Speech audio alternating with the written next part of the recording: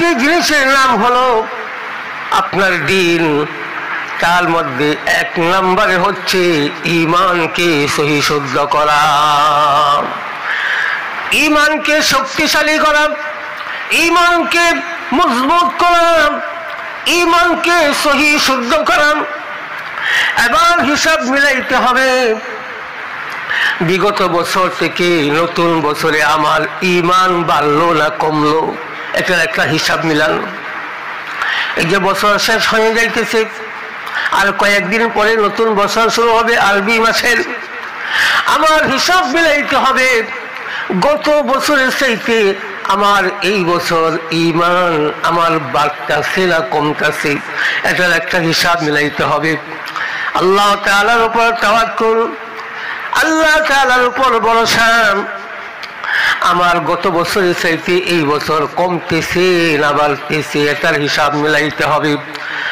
তাকদীরের ফয়সালার উপর, তাকদীরের উপর ভরসা বা তাকদীরের উপর ভরসা। আমার বাড়লো না কমলো, বিগত বছর চাইতে এই বছর বাড়তেছে না কমতেছে, এটার হিসাব মিলাইতে হবে। নামাজ গত বছরে এই বছর আমার নামাজ পড়া বাড়তেছে না কমতেছে, একটা হিসাব মিলাইতে হবে। কোরআন তেলাওয়াত করেন, আমার গত বছরের সাথে এই বছর কোরআন তেলাওয়াত বাড়তেছে না কমতেছে, হিসাব মিলাইতে হবে। আর অন্যান্য যে আমলগুলি আছে এই আমলগুলি আমাদের হিসাব মিলাইতে হবে। গত বছরের তুলনায় এই বছর আমার বাড়তেছে না কমতেছে। তাহলে ঈমানকে শক্তিশালী করা, ঈমানকে মজবুত করা, ঈমানকে সহি শুদ্ধ করা। তাহলে ঈমানকে মজবুত করা এর মানে হলো ঈমানদার দুই ধরনের, একটা হচ্ছে দুর্বল ঈমানদার আর একটা হচ্ছে সবল ঈমানদার। তাহলে দুর্বল ঈমানদার কারণ এটা যদি বলি সবল ঈমানদারের পরিচয় পাওয়া যাবে। সবল ঈমানদার কারা এটা যদি আমরা বুঝি তাহলে দুর্বল ঈমানদারদের পরিচয় পাওয়া যাবে। তাহলে যে কোনো একটা সাইড যদি আমরা বুঝি অপরটা আমাদের পরিচয় লাভ করা যাবে। ঈমান দুর্বল হওয়ার কিছু লক্ষণ আছে। কিভাবে বুঝবো যে আমার ঈমান দুর্বল হয়ে গেছে, আমি দুর্বল ঈমানদার? এই দুর্বল ঈমানের লক্ষণ বিভিন্নভাবে হতে পারে। এই লক্ষণগুলি যদি আমার আপনার ভিতরে যদি দেখা দেয় বুঝতে হবে আমার ঈমান একেবারে দুর্বল।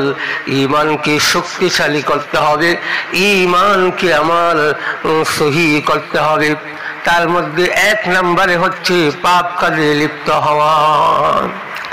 পাপের কাজের মধ্যে লিপ্ত হওয়া, হারাম কাজ করা। পাপের কাজ করে তার উপর অটল থাকেন, মজবুত থাকেন। পাপ কাজ করে পাপের কাজকে অভ্যাসে পরিণত করা দুর্বল ঈমানদারদের লক্ষণ। পাপের কাজ করে পাপ কাজের উপর অটল থাকা, মজবুত থাকা, এটা দুর্বল ঈমানদারদের লক্ষণ। পাপ কাজ করে আনন্দ লাগা, আনন্দিত হওয়া, পাপ কাজ করে বাহাদুরি করা, পাপ কাজকে পাপই মনে না করা, এটা হচ্ছে দুর্বল ঈমানদারদের লক্ষণ। যদি পাপের কাজকে আপনি পাপই মনে না করেন, পাপের কাজের উপর যদি আপনি আনন্দ লাগে, পাপ কাজ করতে যদি আপনার মনের মধ্যে আনন্দ লাগে, পাপ কাজের উপর যদি আপনি অটল থাকেন, দায়ীভাবে আপনি করতেই আছেন, তাহলে বুঝতে হবে আপনার ঈমান একেবারেই দুর্বল। দুই নম্বরে দুর্বল ঈমানদারদের দুই নম্বরে লক্ষণ হচ্ছে অন্তর কঠিন হয়ে যাওয়া। এই যে ওয়াজ নসিহত হইতেছে, হাজার হাজার লাখ লাখ টাকা খরচ করে মানুষ প্রতি বছর মৌসুমে ওয়াজের মাহফিল করায়। মানুষ উলামায়ে কেরাম বিভিন্ন দিক নির্দেশনা দিয়ে জান্নাত জাহান্নামের কথা বলে মানুষদেরকে ওয়াজ করতেছে, বোঝাইতেছে, কিন্তু মানুষের অন্তর পরিবর্তন হচ্ছে না। প্রতি জুমা বলে প্রতিটা মসজিদে ইমাম সাহেব, খতিব সাহেবরা কত গুরুত্বপূর্ণ আলোচনা করে থাকেন, মানুষদেরকে বোঝান, কিন্তু দেখা যায় মুসল্লি মসজিদে বাড়ে না, কোনো পরিবর্তন নাই। মৃত্যুর কথা স্মরণ করাইয়াম, কবরের শাস্তির কথা স্মরণ করাইয়াম, হাসরের ময়দানে রিমান্ডের শাস্তির কথা স্মরণ করাইয়াম, জাহান্নামের আলোচনা করে মানুষদেরকে ভয় প্রদর্শন করতেছি, কিন্তু মানুষের অন্তর তবুও পরিবর্তন হচ্ছে না। চোখের সামনে মানুষের উত্থান পতন মানুষ দেখতেছে, দেখার পরেও মানুষের কোনো পরিবর্তন নাই।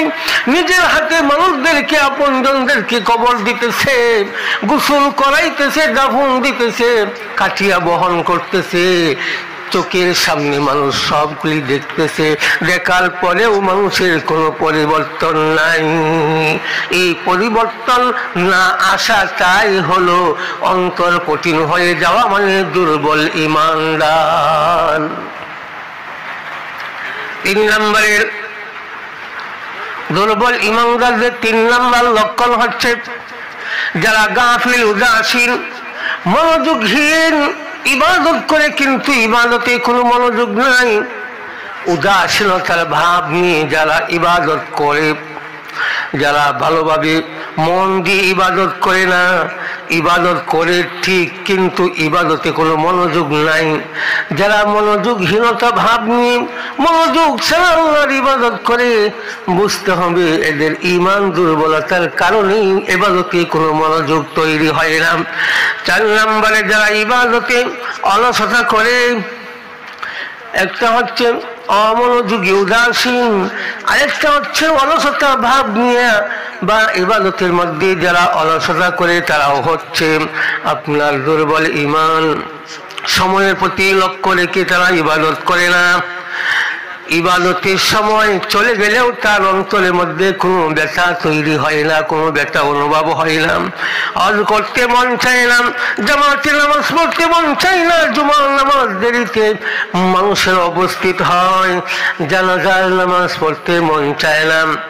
অর্থাৎ অলস ব্যক্তি সেই যে নেকের কাজ করতে তাদের ভালো লাগে না, মন চায় না, আগ্রহ তৈরি হয় না। 5 নম্বরে দুর্বল ঈমানদারদের লক্ষণ হলো যারা উগ্র মেজাজ, কর্কশবাসী, যে অল্পতেই রেগে যায়, সামান্য কিছু নিয়ে ঝগড়া লেগে যায়, কারো সাথে সুসম্পর্ক রাখে না। অথচ আল্লাহ রাসূল সাল্লাল্লাহু আলাইহি সাল্লাম বলেছেন, আল ঈমানু আস-সাবরু ওয়াস-সামাহা। ঈমানদার হলো সেই ব্যক্তি যে ধৈর্য ধারণ করে এবং মানুষের অপরাধগুলি ক্ষমা করিয়া দেয়।